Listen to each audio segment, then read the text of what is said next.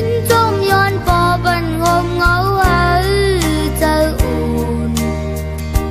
bần xuân lúc lang vi tang u tang cả kẹn kẹn nét tổ tổ hà hi liệt lại bên nhà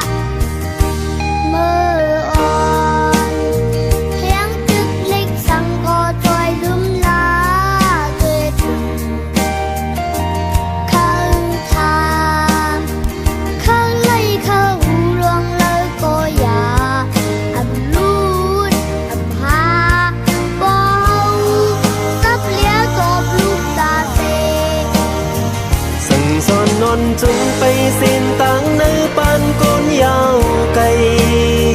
mong nề ban ăn lời đi ra chữ lấy thuốc tăng năm mong lúc bên cô cánh ngàn na dùng hoàn phần nhang lúc nấu ghê bên ẩm này na linh ngay rằng cùng bố giờ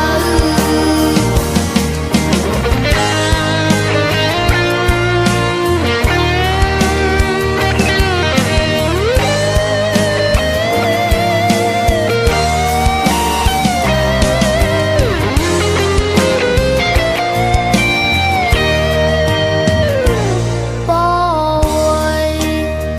in trong yon bò bần hôm ngấu hở giờ ùn bần xuân lúc lang vi tang u tang cả kẹn kẹn nét tổ tổ hà hi liệt lại bên nhà hết can sức vẫn hôm ngoài có bó tương bây giờ bơ ta hơi bó sơ tăng tư khô lên mờ ta sâu ta kín u anh lúc lang ấm lấy khi rằng sừng son non chúng bay xin tang nơi ban con yao cây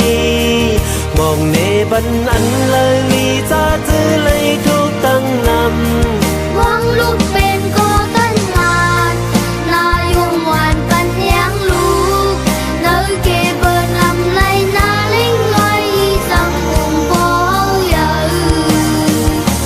ban phơi lưu lại cu tang nhi căng lấy giờ kết khê ban pưng in